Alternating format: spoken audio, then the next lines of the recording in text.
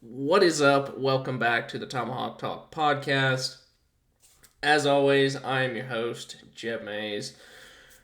We've got Ben, we've got Ken, we've got Jose. First off, we're just going to get it out of the way. Jose, buddy, we told you last podcast. We told you. But hey, we're not going to drag you through the mud too much. It was a good game. It was a great game, buddy. It was a very good game. um, Now, with that being said, we'll jump right in. Today we're covering the pitchers. Kind of gonna be the same as last pod. A little breakdown of all the pitchers. We've got our resident pitching gurus and Ken and Ben. So me and Jose can maybe learn a thing or two here today. We'll start it off. We'll go over some injuries. So obviously we know Schwellenbach's done at least until the middle of the year, late August. We know Waldrop's done pretty much too, and Joey Wentz. I think the Wentz one. If I was to rank those in how much they hurt, I think it would be Schwelly, Wentz, Waldrop. That may be an unpopular opinion, but I know me and Ken have been talking a lot about how much we have really loved Wentz. So I'll pivot over to Ken and kind of get his thoughts on all this. Yeah, I think they're in that order. Swelly definitely is number one. He would have been our number two pitcher on the staff. So it's difficult to go into another year losing our number two pitcher. That makes it very difficult. But with that said, people forget that Wentz, and he showed it in spurts last year before he got a little tired. He showed he could pitch. Uh, and he's one of those guys that's very durable, and you can pitch him in the starter and bullpen. And for everybody on all the social media platforms who wanted Bummer traded, this just nicks that all in the bud. We're going to have Bummer all year because Yeah. we need a little left-handed reliever, solid that can throw gas to go with Dylan because they know they wore Dylan down last year, and they're going to have to actually. And we'll talk about that later when we get into this with the pitchers. Me and Ben will, but they're going to have to really monitor Dylan because you could see Dylan really getting tired. And matter of fact, they even told him he couldn't pitch, even work out for 2 months. It drove him crazy because they didn't want him to throw. But Joey would have been such a nice addition, and he was throwing arguably maybe the best in the whole spring. I mean, he looked outstanding, and his velo was up, and so his loss, a left-hander. I've been screaming we need another left-handed starter. Even all of our young kids, and we'll get into those as we talk about going forward. The fact of the matter is, Cam is still away. Looks great, but he's still away, and I just like to have him, Joey, in here this year. And I think we got a special team, and he could have actually been a difference maker. I don't know how that's how you feel about it, Ben, but that's kind of where I sit with those three. Waldrop's going to hurt, but at least Waldrop's young, and he should bounce back from this, and we should be okay with Hurston. And I think he may be back before be the first one that comes back of the three. To be honest with you, but what do Hmm. you think, Ben? Yeah, the Joey Wentz injury really hurts considering, that one video that was going around on Twitter about that just absolutely dastardly two seamer that he was throwing. It was like 98 up and in to, I forget who the batter was. Um, I mean, as soon as I saw that, I'm like, oh my God, that is 2011 Johnny Venters right there. Just the way that two seamer was working, the velo, everything. And it just sucks, man. Like, if it's not one thing, it's another. I jokingly talk about colons falling out of butts and everything on Twitter, but uh, this is a torn ACL for Joey, and it's just like, come on, man. Like, can we catch a break, please? I was really excited for Joey, because obviously he could have been a good high leverage reliever to add to that bullpen, use over Aaron Bummer in certain situations, or he could make a spot start here or there, whenever you need to spell one of your normal rotation guys. As far as Hurston Waldrop, he should be back. Like Ken said, he's young, man. He'll bounce back. That arm, it's a special talent if he can truly figure it out, like he looked like he was on his way to doing at the end of last year, and then during spring. And then Schwelly, that one, that just hurts my heart. Like Schwelly, I get it. The one thing that kind of irritates me about a lot of people on Twitter is like they say, Grant Holmes is just a walking injury. He's just an injury waiting to happen. His arm can't take starting this, that, and the other. And it's like, okay, Grant was like the last one standing last year of the starting rotation. And, people harp on that, but they don't talk about any of these other guys really. Like Schwelly has just been like, everybody just penciled him in to make 33 starts this year. And it's just, I mean, unfortunately, it's just not going to happen. He's going to be out till midseason, and as Chip Carey liked to say, it'll be like making a trade without having to give anybody up. So that's Mhm. the bright side. Jose. I mean, look, man, I mentioned it last podcast, but the Braves, we do not have little short IL stints. We do not have a little soreness here and there. I'll just miss a start, come back. No, we have whole season injuries. We have, I'll be back 2 months before the season ends. Like, it's just so unfortunate, man. Like, Schwally is definitely the one that hurts the most, from my opinion, because he's such a young stud, man. Just that one really, really stung. But Joey Wentz, man, the amount of depth that he was able to add, especially as a left-handed pitcher, that really sucks to lose. And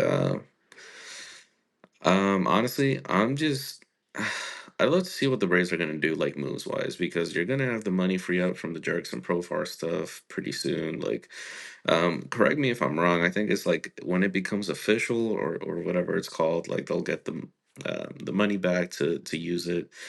Um, I'd just like to see what they're going to use it on, because at this point, whether it's now, whether it's at the trade deadline, you kind of have a feeling like the Braves got to add another piece here and there. So, Yeah, I think they'll wait See, till the and appeal process is over. That's what they're waiting on. When that appeal process goes through, that'll be the money. Now, they're not gonna spend all 15,000,000, but they're going to it'll enable them to maybe do some things, and then you see how the first of the month goes anyhow, and we talked about it last podcast. They're in that position right now that the offense clicks like this, and they can get and then they can kinda see what they have, and then they can make their moves at that point. I know people hate to hear this, and I'm sorry, but with the injuries and everything that are happening, you have to rely on guys like possibly J.R. Ritchie to come up and take the place of one of those guys that has gone down. And, I'm excited about JR. I know you boys are excited about JR, but a lot of people on Twitter and around the Braves very much are in the camp of, well, he's never thrown a major league pitch, so he must not be that good. And it's like that's just not the case. I mean, the kid went against who was it? Was it the Yankees A lineup? Not Yankees. Who was it the other day? That he pitched against. Um, gosh. Can't remember who he Anyway, he pitched went. 2 days ago. Yeah. I can't either. But he went 4 innings, no hits, 6 Ks, no walk or one walk, and I'm like, the kid can pitch. He has the mentality. He has the stuff. Let him go get major league hitters out. And I get the fact that you want the quote unquote proven major league starter, but what's to say that they're not going to get hurt whenever they get here? And then you just went out and made a move for nothing again. And it's not like the Braves have a ton of money. If they want to package a prospect and they'll take on 15 million of somebody's salary, then the whoever they trade with can take on the other part. I mean, that's fine. That's one thing, but at some point you have to trust the kids to come up and do their job. And I think J.R. Ritchie, he looks the part. So Yeah, I I'm think it's excited about him. I think. Yeah. Yeah, I think it's a decision they have to make, but Anthony Sensatella would be a guy I would think they would look at in April. He looked good in the World Baseball Classic. You get him out of Colorado, he can give you innings. Somebody like that, and that wouldn't cost them a lot of money. They can maneuver, but I think we all kind of agree they're going to go with what they got here, and they're going to see what they have going into after the first 50 games. Then you'll react to it and see where you're at. Yeah. And that's going to be frustrating, but it's going to be frustrating for a lot of people. But Yeah. I'm optimistic. I am too. I think I want to get y'all's opinions on this, but I think a very interesting case too is Jose Suarez. So Jose Suarez put up .6 WAR last year in 7 games. He had a 1.86 ERA. Now, granted, he only put up 19 and a third innings. Had a 2.27 ERA plus, but a 3.70 FIP. So I think he'll be an interesting case. Even if he is just kind of a mop-up guy out of the bullpen, I do think that will be very interesting to see what he brings, because they had him, then they DFA'd him. He was claimed by Baltimore, and then they DFA'd him, and Atlanta brought him back. So they must see something there.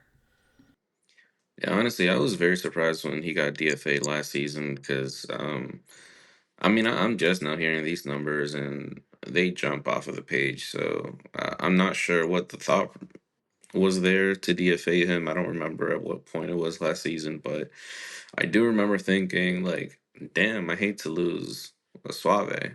So Well, the one of thing the is that this season,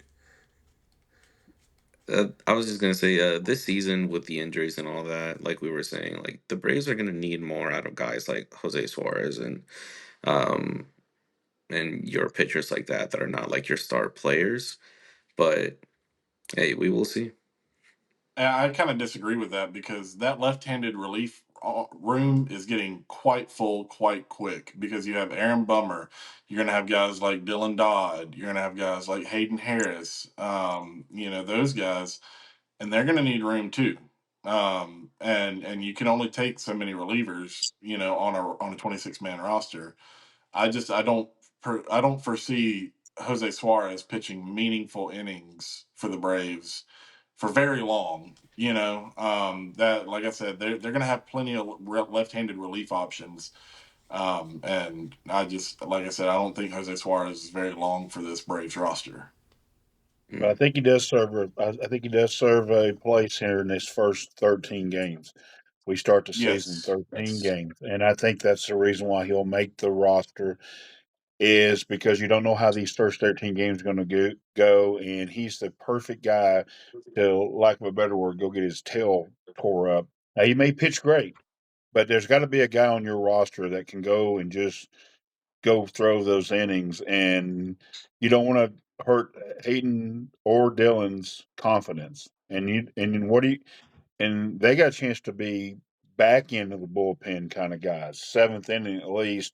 And so I don't really know if I want to pitch them. If all of a sudden one of the starters goes out in the second or third inning, I'm not really sure if I really want to bring them in then. But Jose can go out there and get his butt kicked because he's not part of our future. And Hayden and Dylan right. both could possibly be. Well, as far as the first 13 games go, I said it publicly on Twitter. If they go 0, I've personally guaranteed there will be at least one win in the first 7 games this year. All right, we'll win one Maybe. at least. You never know. The No, way Jeff, we're gonna win at least one. the way this lineup's I ranking, said I would. I wouldn't be surprised they go 6-1 in the first seven this time. Like, all I'm saying is I said it publicly on Twitter, and I'll say it publicly on the podcast. If they go 0-7 again, I will delete my account. All right, I There you will go. probably make another one, but I will delete the first one. um, we also have Ray Kerr coming back from TJ. And I talked with Greg about this, the other day, and we talked pretty much at length about it, about how frustrating it was from like 20 what 22 to like last year, pretty much, of how Alex was kind of trying to force these relievers into picking up starting roles, I guess, to kind of, I guess you could say, pinch pennies.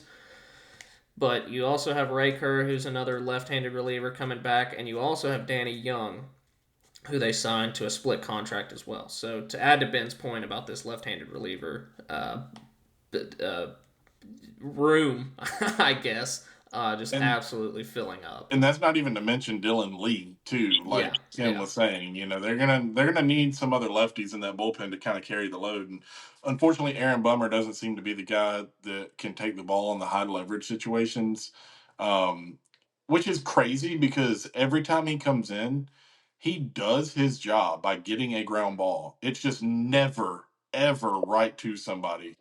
And it's just the most frustrating thing in the world to see because, like I said, Bummer, if one ball, two balls goes his way differently last year, he's not talked about, and he's not as maligned as people like to make him out to be.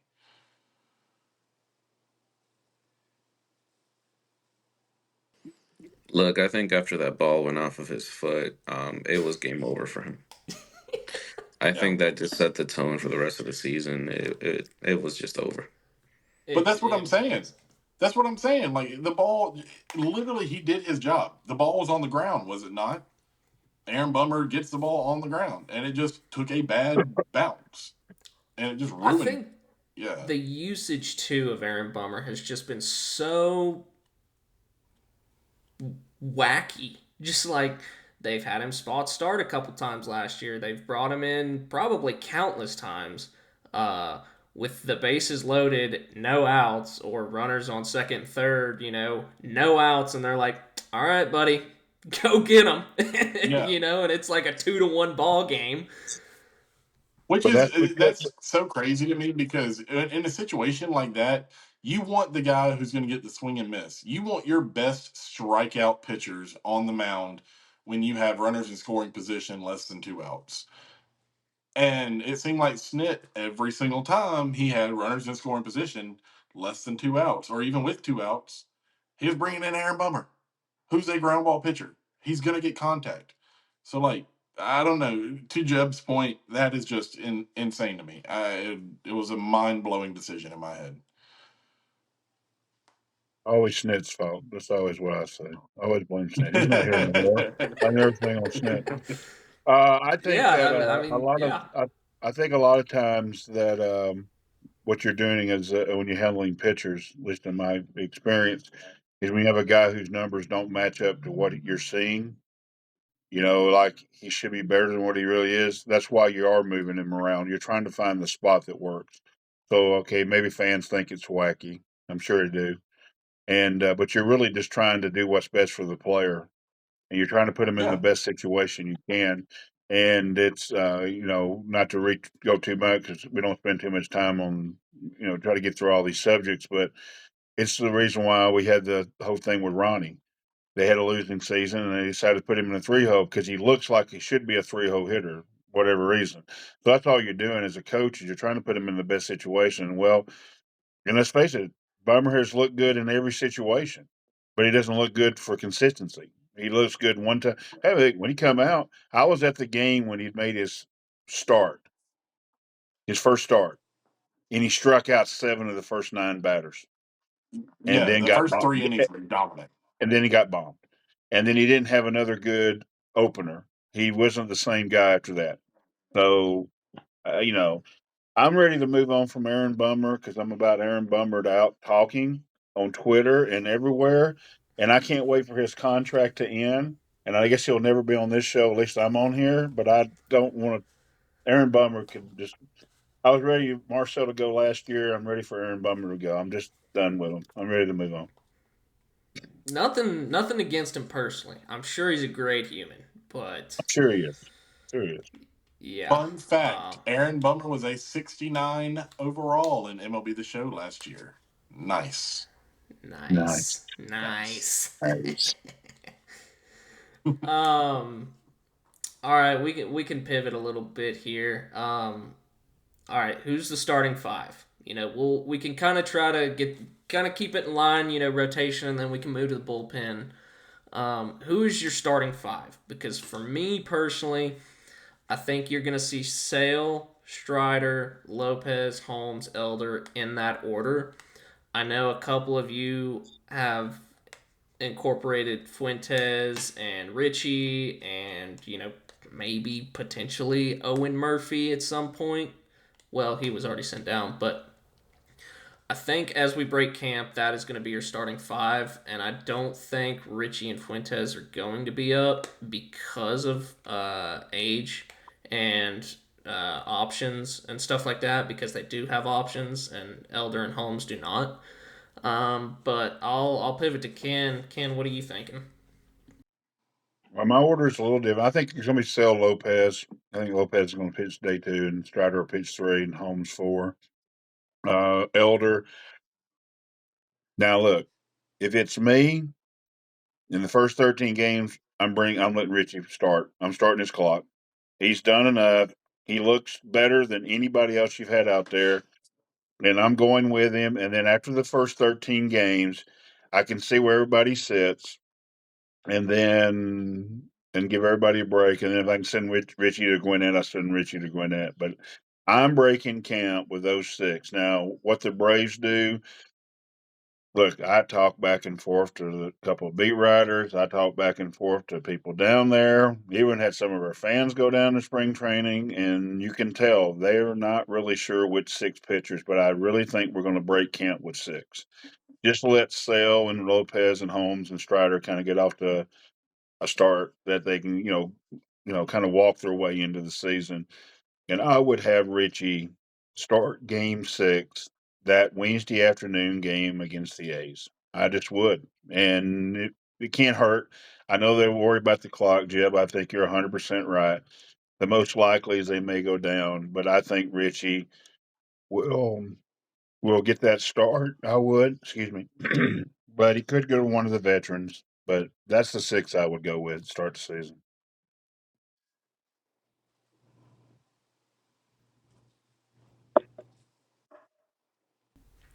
Ben. Yeah, so I'm going Joel Pyomps, number one, Eric Hernandez, number two, um, Did you say Aaron Hernandez? Eric Herrick Oh, from the oh, University of Miami. Braves, like okay. number 30 prospect. Um, Never pitched above high A. Lucas Braun, Lucas Sims, Lucas brings Sims. Smoltzy down from the booth. He'll start. I'm just kidding. Nah, we'll have Chris Sale, obviously, game 1 starter. I think Strider is going to go number 2. And then from there, you'll have Lopez, Holmes. And the more Ken talks about a 6-man rotation, the more it really makes sense, because you're going to have Bryce Elder in the rotation, regardless of what I want to say or how I feel about it. You're going to have Elder in there. He's going to give you 170 innings this year, or any given year. How good those innings are remain to be seen, but he will give you the innings. Um, and then as far as Ken was saying, 6-man rotation, man, J.R. Ritchie has shown you enough. He really has. The kid has given up like 2 hits or 3 hits all spring, and he has looked sharp. He has looked like he is a big leaguer, and there's nothing to keep him down other than service time manipulation. And I know everybody's guilty of it in the major leagues. I know every team does it, but it doesn't make it any better. And it doesn't make my want to see J.R. Ritchie in a Braves uniform any less, damn it. All right. I want to see him in the majors throwing big league pitches, not wasting bullets in minor leagues anymore. I mean, for me, I pretty much agree with what all you guys are saying. I think a 6-man rotation definitely makes sense to start off the season. Um, the one thing that I'm not too sure of is like, I don't know about you guys. I feel like Chris Sale hasn't shown enough to be the opening day starter. I think it should be like Bryce Elder maybe. I feel like his consistency really speaks volumes if you think about it. Big um, Texas baby. all right. No, no, no. No, Chris Sale is absolutely going to be your opening day starter. Everyone else, we pretty much already know what the rotation is going to be. Is pretty obvious. I think the one big question is 5 or 6 man rotation. Are we going to have someone break camp with us? J.R. Ritchie would be the most likely, I would think. I vote yes. I'm with Ben. Um, I think J.R. Ritchie has absolutely shown you everything you need to see out of him. I think at this point, having him start in the minor leagues anymore this season um, wouldn't be the most helpful for this team when he can help the Braves right now. So I think you at least give him a chance, have him start with the Braves, especially with this stretch that's starting in the season, and just see where you go from there. But I mean, I think J.R. Ritchie has all the talent in the world. He's shown it on the field. Like I'm sold. I tell What you about what, Fuentes? with the Braves injury luck, they'll probably tell J.R. Ritchie, "Hey, bud, you're gonna make that sixth start against the A's on Wednesday afternoon," and then on the way to the mound, he's gonna tear his right testicle and just be like out You for know, the rest of the you year. know, Like, in all seriousness, Ben, the Braves have not had any more injuries than the Dodgers or some of these other teams. It I just know feels it. more I know. home with us. And the fact of the matter is I understand the doom and gloom that we're going to always fall over each other and fall down the locker room steps and break our legs, but this is a bad stretch. But a lot of Yeah, teams, it's an epidemic in Major League Baseball of pitchers' injuries. And you watch here in the month of April the pitchers that will lose in Major League Baseball. So let's hope that does not happen to J.R. Ritchie. But absolutely it, not. Yeah. because it's an epidemic, and if we can get through the first month with all those pitchers healthy, we will beat most of the teams in MLB. I'm telling you, this World Baseball Classic. I'm watching Nola off to the side here start a game, and yeah, that's what we need to do at Aaron Nola, Philadelphia. I don't care if you're in Philadelphia or just tore up about Aaron Nola pitching in the World Baseball Classic. I just add more innings to that arm. It's an epidemic, man. It's horrible, and that's the reason why you have to do a 6 man rotation to me getting out of the gate here. To start those guys slow. Well, that and your ace is also 37 years old. You know, Chris Hale is no spring chicken anymore, and we saw it in 2024. You know, getting close to the playoffs, he was kind of gassed a little bit going into the playoffs, and he got a little banged up, wasn't able to make a start. You know, in the playoffs, and it's perfectly normal. I mean, you're a 35 at the time. He was 35-year-old athlete, and guys like that, I mean, they need the extra day or two off, and that's perfectly fine. But you'd rather that first day or two off be in the beginning of April and not the beginning of October. So I think that's a perfectly good way to look at it too. And having a 6 man rotation can really help some of these guys increase their longevity, while also giving you a good chance to win. Because like I said, and like everybody on this podcast has said, J.R. Ritchie, damn good pitcher. He's been very good, and he's shown you everything he needs to show you. So I don't think you're losing much, if at all, by putting him in the rotation. I Yeah, agree. and I'll add to your 6 man rotation thing too. You know, a lot of pitchers are 5 day based. You know, so even if it takes them a little while to get going, I would much rather them, get hot, into July, onto August and September and October versus, you know, be hot out of the gate and then just fizzle out. I may say that now, and while it's happening, I may say some other stuff, but if push comes to shove and that's how it is, and that's how, Atlanta's bringing home a World Series trophy in 2026, then so be it. Um, but I'm gonna pivot to Ben. We haven't really talked about it much, but how much of an adjustment and what kind of adjustments and how just nasty is has Didier Fuentes been? I watching Didier Fuentes pitch the other day. I mean, he looked just his pure stuff looked so similar to 2023 Spencer Strider. I mean, the fastball was just exploding out of the hand, running up 98 miles an hour with 20 inches of induced vertical break. I mean, that is a just electric, elite fastball that's coming out. And Didier has command of his other pitches. He looks more confident now. He looks sharper. At the end of last year, he was dealing with a little bit of a shoulder issue, and it looks like he's put that to rest. I mean, he looks like a just electric as ever. And he looks as build. The fastball, like I said, is just jumping out of his hand. And whatever adjustments he made over the course of the offseason, I haven't looked into it much, but it's working. And I think he will be the odd man out, um, just because, he does. I mean, he's still only 21 years old. J.R. Ritchie is a year or two older than him already. And so I think that Didier needs a little bit more seasoning down in the minors, of course, but the kid, he's got it. And he really changed my opinion of him completely 180 from what it was last year.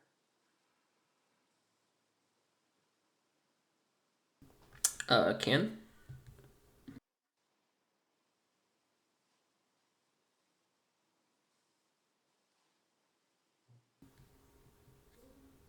did we lose him?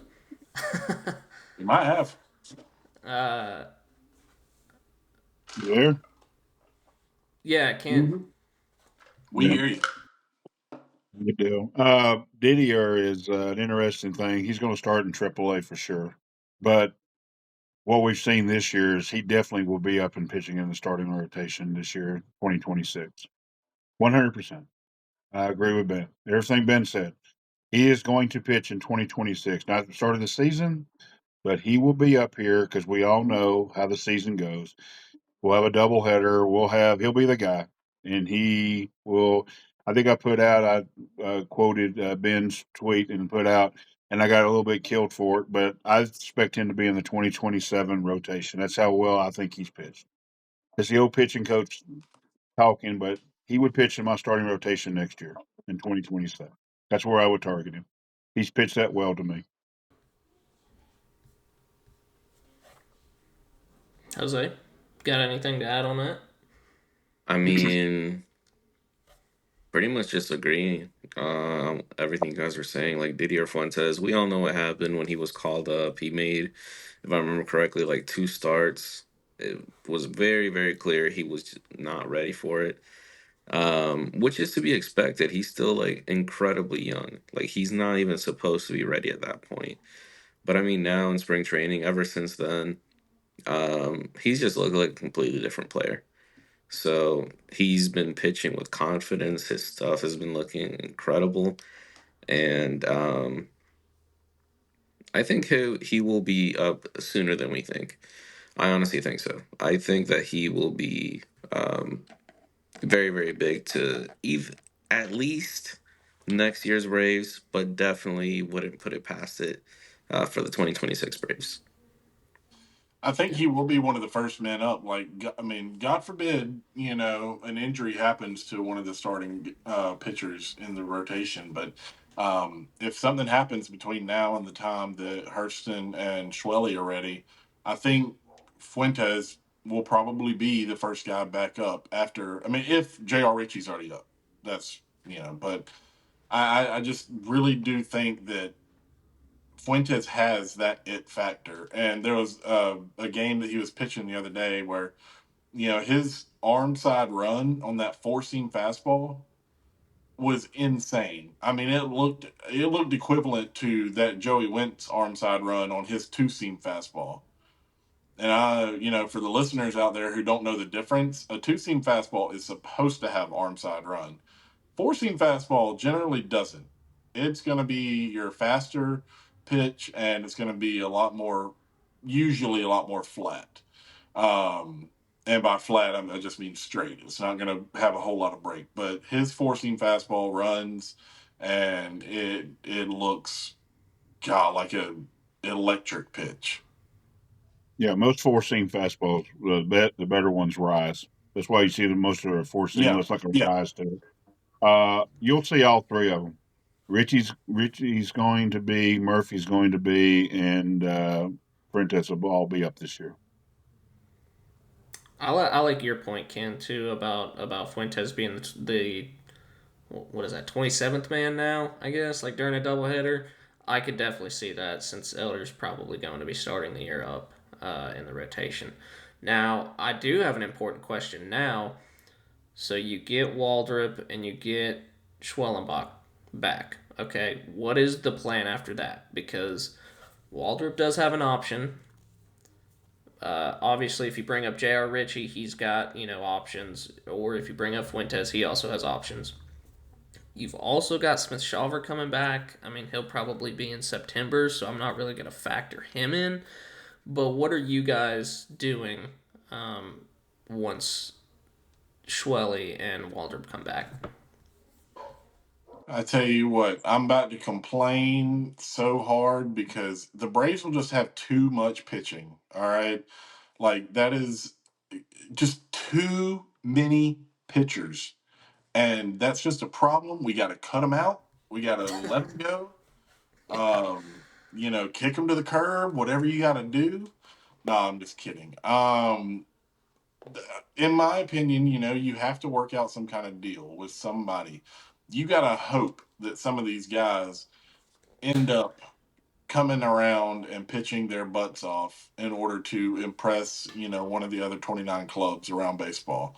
Because if you want to make a trade, if you want to, you know, get some, minor league, farm system upgrades, all that kind of good stuff, you got to hope that one or two of these guys really pitches their tails off. Like, if Bryce Elder comes out, I think Bryce Elder would be the first one that gets traded if they did go that route. Um, because regardless of all the crap I talk about him, he does have value. He does go out there and give you innings. He does go Clip out it. there. Do what? Clip it.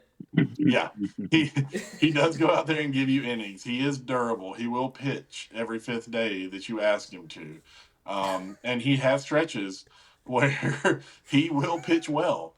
It is just his blow up starts that just really really get to you. But he would be the most valuable of the pitchers that could get traded, I believe. Um, unless you wanted to trade somebody like Grant or even Raylo for that instance to get one of these kids up. Yeah, Uh, you also have to look too, like Alex, like Raylo is a free agent after 27. So, what kind of sense would it make to trade Elder, who's still got 3 years of eligibility for, when you're also going to lose Raylo at the end of the year? I mean, it depends on what kind of package you would get Package. back. Yeah. But also when you look at it, you're going to have guys coming up like Owen Murphy, J.R. Ritchie, Cam Caminiti, Didier Fuentes. Like, you have these guys coming up. You either A, use them, or B, trade them. And if you're going to use them, then you have to make a spot for them somehow, some way, whatever. And I think that, trading a guy like Raylo or trading a guy like Bryce Elder, that, which Bryce Elder is like a safety net. Dude's just always going to be there. But now trading a guy like Raylo, if he comes out and pitches his butt off in this first half, you know, I don't think you trade him this year, but you definitely look at it in the offseason to. Golly, could you imagine putting him in the pen when they come back? Yeah, but Can, at the same time, who would you take out of the pen, and what would you do with that arm that you take out of the pen? can I jump in here? Can I Yeah, be Yeah, Ken, go ahead. can I do the thing that y'all hate? Because I'll be Brian Snicker. These things work Yes. themselves out. They're fun to talk about in March. What do you do when they get back? I guarantee there's going to be a spot. I guarantee you. I Yep. hate to tell you Yep. this, and I know fans get tore up, and it's like there's nothing you can do. But here's the fact: if all the starting pitchers are lights out, and them two come back, first of all, no need to rush them back. They'll hold off. They'll no need to rush them back. And if you all of a sudden your bullpen has a little leakage somewhere, You've got two guys in your rotation that we know 100% are lights out in the bullpen in Grant Holmes and Reynaldo Lopez. The Braves will have some. It'll be the best problem. If we're speaking of this on this podcast in August, when Hurston gets back or AJ comes in September, or hopefully Spencer gets back in August, this will be the greatest year we have seen since 2021 because we'll be talking about great stuff here. It's like, I mean, that's what we want to be talking about. So hopefully we have this discussion because most likely it's just going to work itself out. But I will agree with Ben on Bryce. If it looks like they're going to come back and it's somehow before the trading deadline of August 1st or July 31st, he makes the most sense to ship because he's not in your future. I know you said the 3 years, but he don't have any options. So anything he does dings him. He just makes a good case because there's all kind of teams could use a durability guy like him. He makes the most case to trade. But with that, even that said, you know, if God forbid one of our hitters do go down and we need to add a bat, the good thing is you do have Owen Murphy, the guy that they kept clamoring for. I think J.R. Ritchie's finally moved into the Cam Caminiti part of Alex's head. He's probably not going. But Owen Murphy, could be somebody, and I love Owen Murphy, by the way, but he could be somebody that could get you a bat at the trade deadline. So who knows how this is going to work out? It's fun to talk about in March, but I'm hoping we're saying we hope we have this problem. I hope we have this problem. We have too much pitching. I really do. Yeah. There's a term for that. It's called first world problems, Yeah. and I'm really hoping that it continues on through the end of October into early November. Absolutely. I mean, if they come back and you can somehow pencil in Raylo or Grant in your bullpen coming down the stretch, or even in October. I mean, Or with both. Lee and Suarez and Iggy, like that is that is lethal. Yeah. But Jose, do you have anything to add? I mean, honestly, I was pretty much just gonna say the same thing Ken was saying. Like these kind of things kind of just work themselves out in the middle of a baseball season. Because keep in mind, it's 162 games. Anything can happen. A guy can, need to go down for a start or two. I know we joke about, the Braves IL stints being longer than normal. However, like you never know in a baseball season. These kind of things, they kind of work themselves out in the middle of the season. Push comes to shove, we can always move Grant Holmes to the bullpen, Reynaldo Lopez to the bullpen. We'll find a spot for them if it comes to it. Like, absolutely. Yeah, I agree. So we'll pivot here. Who is the most important pitcher for Atlanta this year and why? I'm gonna go first, and I'm gonna say it's this guy right here. I'm gonna say it's Reynaldo Lopez. I think, kind of like we just touched over. I think with the durability that he could bring in the bullpen and what we saw glimpses of in the rotation, I think especially if he's your 3 or 4, especially after Schwilly gets back, and you have a pretty good Strider season. But I think a lot of Braves fans are more optimistic than not on Strider. I think if you were to take a poll, but I think getting back a healthy Renato Lopez is one of, if not the more important things for this team this year.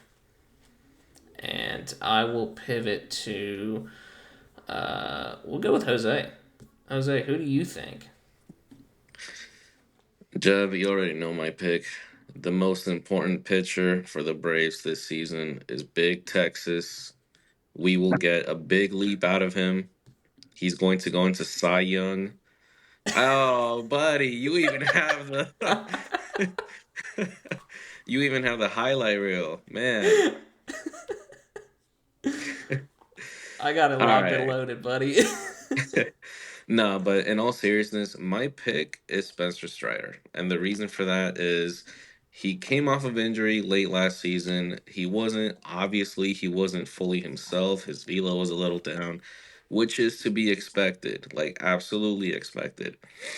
Now with a full off season under him, he's been good in the spring training. I think Spencer Strider is definitely your most important pitcher. If he can go back to form like the Spencer Strider that he was when he came up, 2023 Strider, that would that would make our rotation a whole lot better. So Spencer Strider is my pick. Ben, Mr. Ben Weaver. Yeah, I'm going with Spencer Strider as well. You know, Quadzilla needs to have a big year for the Braves. I mean, the dude is a former top five Cy Young Award finalist. Can't talk. But the whole Braves rotation revolves around Spencer Strider because if he is elite, if he goes back to being 2023 Spencer Strider, then this rotation is absolutely going to be deadly. With Chris Sale, who we know who he is, and then Strider coming back, and then you can kind of fill in from there where you want to go. We know Reynaldo can be good. We know Grant Holmes can be good, and we'll get Schwelly and Hurston back in the middle of the year. But Spencer Strider, if Spencer is not himself, if he is not the elite pitcher that we know he can be, this rotation is doomed. You can't have just one pitcher in this rotation who is an elite pitcher. You need, in the major leagues at least, and not to compete in a division that has arguably three World Series contending teams in the Braves, Mets, and Phillies. You have to have multiple guys who can go out there and give you zeros across the board throughout, 5, 6, 7 innings of a ball game. You just have to. And I think if Strider is elite, then our problems are going to be, again, first world problems because we'll just have too much damn pitching to last us the rest of the year. Yeah. Ken, what you got? Well, first of all, this is the reason why when me and Ben finally start doing our pitching shows and our segments are going to, hope the fans are going to like it because he's got all the right words. He had all the right words about doomed and all this stuff and need that elite arm. That guy's Chris Sale, guys. The most important pitcher to this staff is Chris Sale, the ace. He has to be an ace this year. The ace goes out every 5 days, maybe 6 days. That's a lockdown win. And now all you got to do is go 500 in the other four, and you have a winning 3 out of 5. And if you win 60% of your games in the major leagues, you're going to win 97 ball games, and you're going to win your division. Chris Sale is the most important. If he were to have a down year, we're going to be doomed. It's over, boys. We don't have a shot. If all of a sudden Spencer Strider, Reynaldo, Grant have to be 1, 2, 3, but just think when he takes the mound and he does this kind of stuff to batters, it puts him in a bad light. It makes it a lot easier for them to follow him. And if he's a win a week for us, then all they have to do is go 500 in the rest of them. Now, he's not going to go undefeated, of course. To Ben's point, we need Striders. And to Jose's point, we do need Reynaldo. And we all know Big Texas is going to do Big Texas things. So, but Chris Sale is the man of this team. And it's like saying, who's the most important pitcher on, whatever team? The Yankees. Well, if Max Fried has an off day, the Yankees are doomed because they don't have Garrett Cole coming back for a while. It's the same thing with us. Our rotation is kind of, and Chris Sale is going to be the stabilizer. Also, the reason why he's the most important pitcher, he can guide a staff. And you got to have an ace that doesn't mind talking to these pitchers, and Chris does it. He is the captain of this pitching staff, and he will get us to the playoffs this year. I am 100% certain. That is why Chris Sale is going to also win his next Cy Young in 2026. Ooh. I get it. I get it. I'm not gonna say taking the safe pick, but I do get it. Like he's your bull. He's your bulldog. You gotta make sure that he's good, and then Is everybody he a else kind of bull or is follows. he a bulldog? Because those are He's two both. very different animals. He's both. He is both. um, Very different. But well, he's both. No, I get it. I if you know a rotation without Chris Sale is just penciling what they have this year 72 wins, 73 wins. Mm. I get that. I think I also get everybody else's point. Strider coming back and being healthy, that's a big what if too that you really need. And I try to be cute. I think the Raylo was a good pick. It You is. know, everybody can tell me I'm pretty on Twitter, but who? Okay, so then we'll pivot and say who's the most important piece in the bullpen because for me, I think it is. Oh man, I didn't even rehearse for this question. I'm gonna go. I'm gonna go Dylan Lee. I think you've got to have that high leverage lefty in the bullpen because those are absolutely hard to come by, and the Braves haven't really had that high leverage lefty since AJ Minter, and even AJ Minter was like really good in high leverage unless it was the ninth inning. Then he just forgot how to play baseball. um, but I think that it's Dylan Lee. I'll pivot to Ben. What do you think? I think it's got to be Ricel. I mean, you look at his last year, the roller coaster that it was, up and down. You cannot afford to have Ricel have a 5+ ERA in the first half again this year. You have to have him be top of the line relief pitcher to pair with Robert Suarez.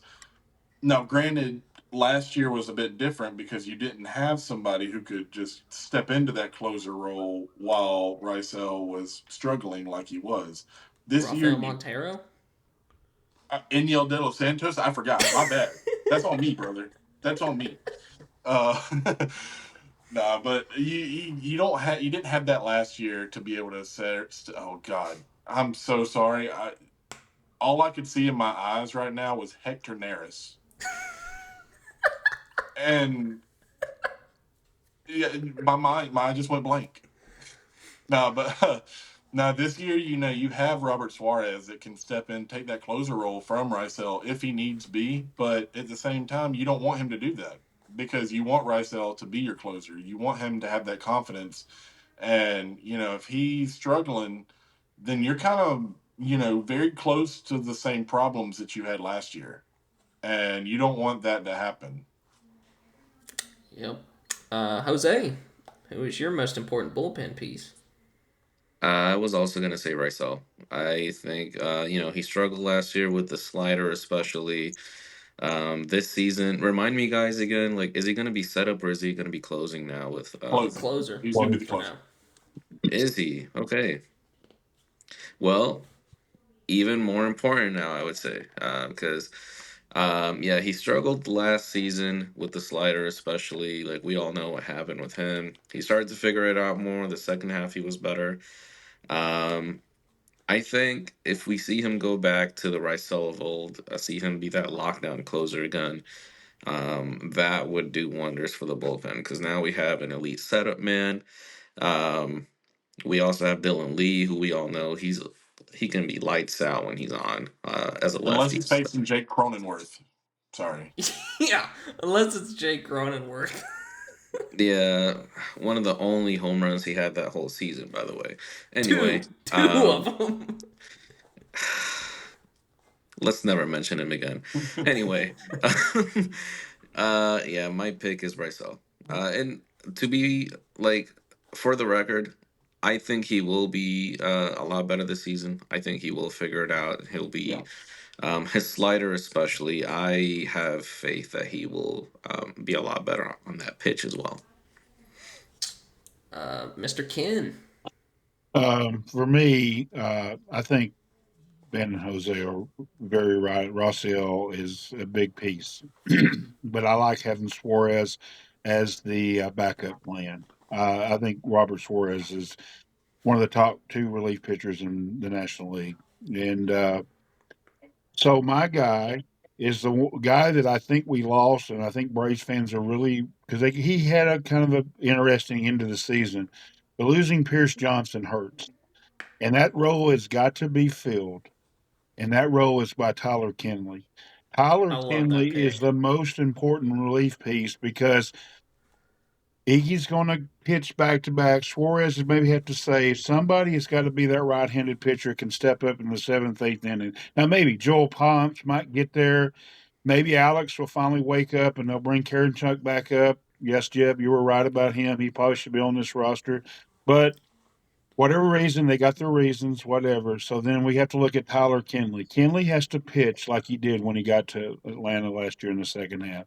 If he pitches like that, and he can pitch that seventh or eighth inning, that whatever inning that Dylan's not pitching, or if Dylan Dodd or Aaron Bummer, whoever the left-hander has to pitch that other inning, Tyler Kinley has to not be a dud. He has to fill that role, or we're going to have to go trade and get a reliever to do that. And that's going to cost us money. And we don't have a lot of money. We have some money to spend, but it's obviously we don't have a lot more money to spend, or they had already spent it.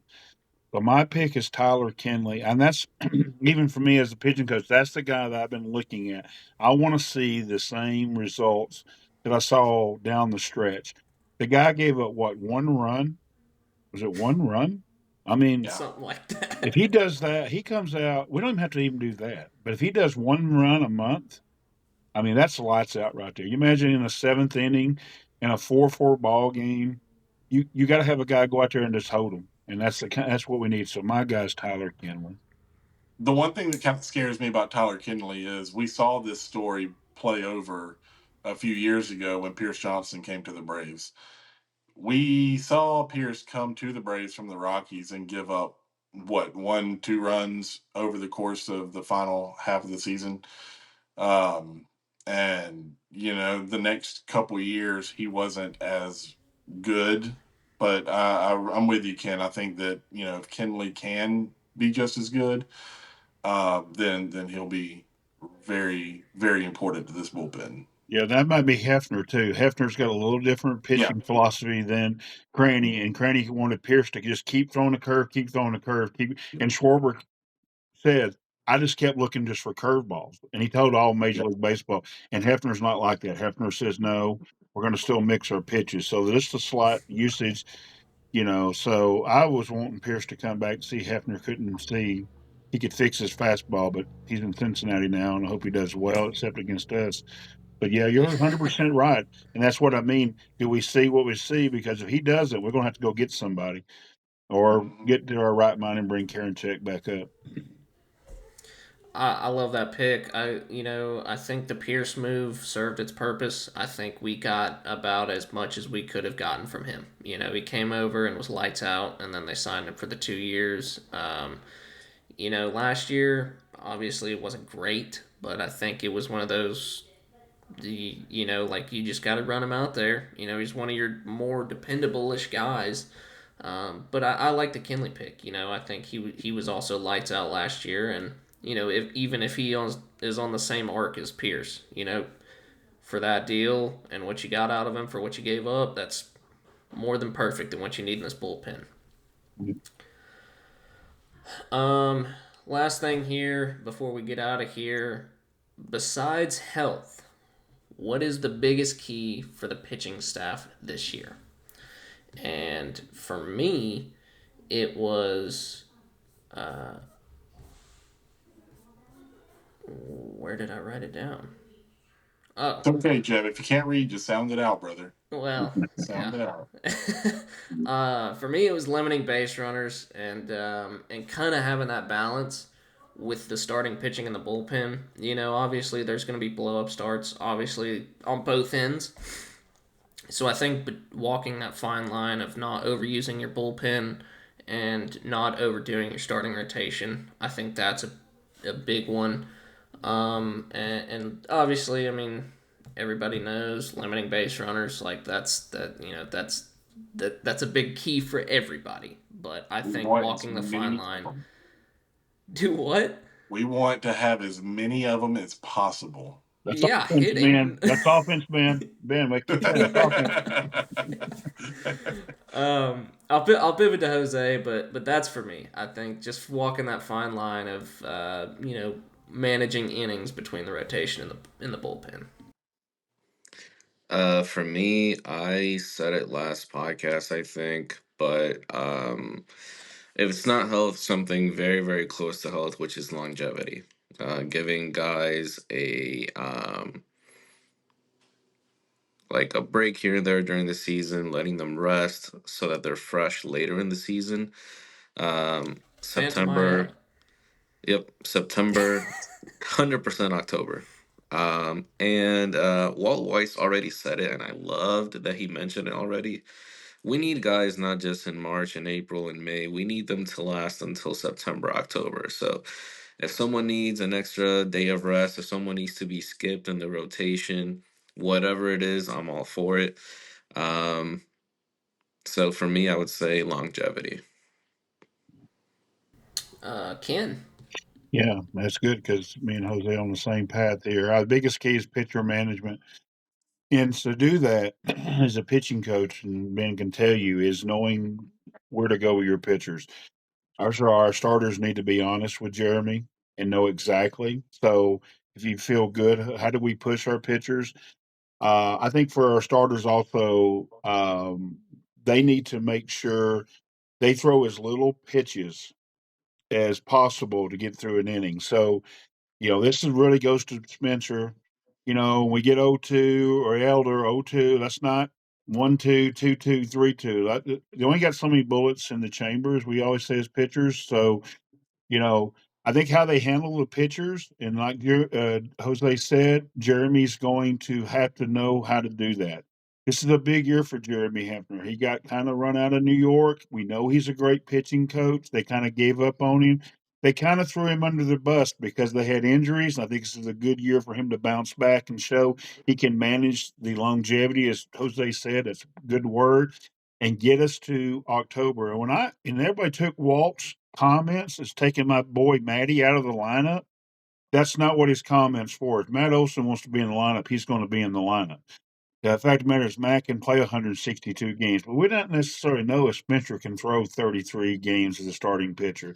I think when Walt was talking, like Jose's point, he's talking, we got to get to the end of the season. And for our relievers, my biggest key is throw strikes, trust in your stuff. I used to tell my kids that all the time, trust in your stuff. And sometimes our relievers, we know who they are. Dave Hernandez, throw strikes. You got good stuff. Throw strikes. And when you do that, we can catch the ball. And this will be key if Richie and Murphy and Fuentes and all them come up. Is trust your stuff. Throw strikes. And that's what we found with Hurston. Hurston come up the first time and he kind of played around. He got bombed. Last time he come up, he threw strikes. So those are the keys. I agree with Jose. Longevity. Let's get to the end of the season. Let's be honest with each other. If I don't feel good, you know, that heroic thing where every reliever says they want to pitch every day. No, let's not do that this year. Let's get you to the end of the season because they said Dylan last year would say he was ready almost every day. And we saw him in September and he was not the same Dylan Lee. So be honest. If your arm doesn't feel good, let's find somebody else out there who can get there. And let's give the kids Hayden and Dylan a shot if we have to. But being honest, longevity, getting us there, and the biggest key, and I know Ryan, if he would got to jump on that was his big key, is don't walk batters. Let's let them hit the ball. And the fact of the matter is, we have a great defense. We have a good defense. Let them hit the ball. Let them hit the ball. We'll catch it. And Yep. so that's the biggest keys for me. Mr. Ben Weaver. Oh God. No, the biggest key to the entire pitching staff this year is the bullpen. I mean, your starters are 37-year-old Chris Sale, Spencer Strider, who still has tons of question marks around him. Now you're down Spencer Schwellenbach and you're down Hurston Waldrop, who you were counting on this year to be big parts of your rotation. You are relying on Reynaldo Lopez, who missed all of last year with injury. Grant Holmes, who admittedly said he had a partially torn UCL, but you're a pitcher in the major leagues. Everybody has those, so I'm not exactly concerned as much with Grant Holmes. But regardless, your pitching staff, regardless of who you are, your rotation, whatever team, is holding on by a thread. All right, every single pitcher in this entire league has just as good a chance of getting hurt. So if you use the bullpen correctly, and if you use guys the way they need to be used, and the guys that we were relying on step up to pitch the way they need to pitch, then the pitching staff can survive. I think the offense, I have full faith in the offense to bounce back and continue this role they've been on in spring training. That being said, you need the bullpen to really step up and pitch lights out. You're going to have a revolving door of guys as well in the bullpen. You can call up a guy like Lucas Braun or Garrett Ballman, from the minors, who can come in and fill roles in the bullpen as well. But you have Joel Pyamps, you have, the big guys with Dylan Lee and Robert Suarez and Raisel Iglesias. Those guys have to pitch well.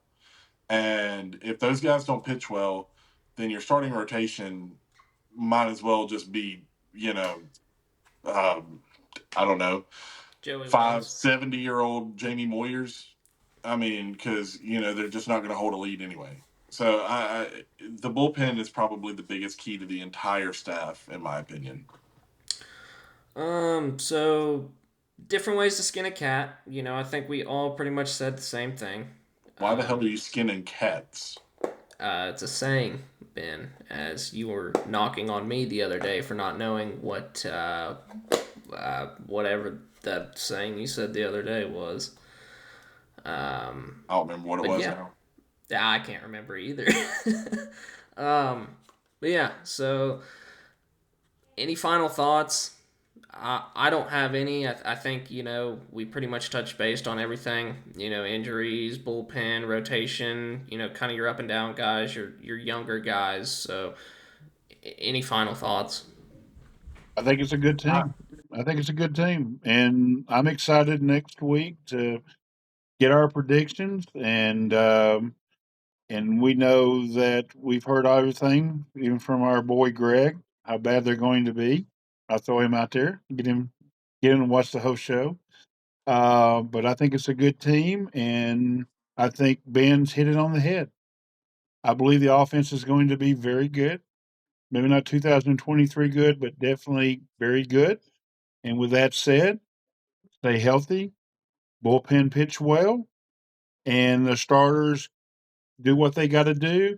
And I fully expect us to be back in the playoffs. And if we can get to the playoffs, to Jose's point, with Sale healthy, Reynaldo healthy, Spencer healthy, and Holmes healthy, forget about Swellenbach and Waldrop right now. Just those four, and this offense hits, we can win a World Series. Period. Ben? Yeah, there was a lot of discourse this week about the difference between the pitchers list, advanced metrics on pitcher on Grant Holmes, and the TJ Stats version. And Jake Mastriani of Locked On Braves, he explained it very well. Basically, the hitters will tell you what if a pitcher has his good stuff that day. So, the people who were kind of freaking out on Twitter about, well, his grades were a C, a D, and an F on the pitchers list, graphic. It's like, no, but that is a perfect example of the analytics don't always tell you everything. I like analytics. I like using them. I like understanding what they mean, but you can't go based on that. And you can't go, just the eye test has a place in baseball still in 2026, It does. regardless of what people want to say. There's a place for the numbers and there is a place for the eye test. And Grant Holmes going 5 no-hit innings with 9 Ks, but the pitchers list grades giving him a C, a D, and an F. I mean, you just got to use your head. Use common sense. All right? And don't be going off one or the other. That's kind of my final thoughts. That was just something interesting that I saw going on Twitter this week. Nice. Jose? Only final thoughts I have, man, are I'm ready for baseball. I'm ready for the season to start. I'm kind of tired of like speculating what happens down the line. I just want to see the guys actually play. I want to see them perform, and I want to see them win. So I'm ready for the damn season to start already. Like, let's go, man. Like, bring on Kansas City. Yeah. All right, that'll do it. Next week we will be back with a full team analyzation. Is that a word, Ben? Probably not. Probably not, but it's Probably extra not. prediction show. But that's a good word. They use in North Yep. Carolina for prediction show. Analyzation. Yep. Yeah, okay. So A full team preview, breakdown, indeed, analyzation of your. We should have the opening day roster by that time. we will. We will. But your 2026 Atlanta Braves. And then it is on to the regular season, boys, and we will be cranking out episodes like nobody's business after every series. But that's all we've got for y'all today. Make sure if you've made it this far, please like, comment, subscribe, share it, follow us, hit the bell. Let us know how we did. We're always trying to improve and bring y'all some really good content. Because we love doing this. We love just shooting shit and talking ball with y'all. So, without further ado, we'll catch y'all on the next one. Ryan, you're trash. Landed right on the shoulder. Hawk tour. Yeah. Let's do it again.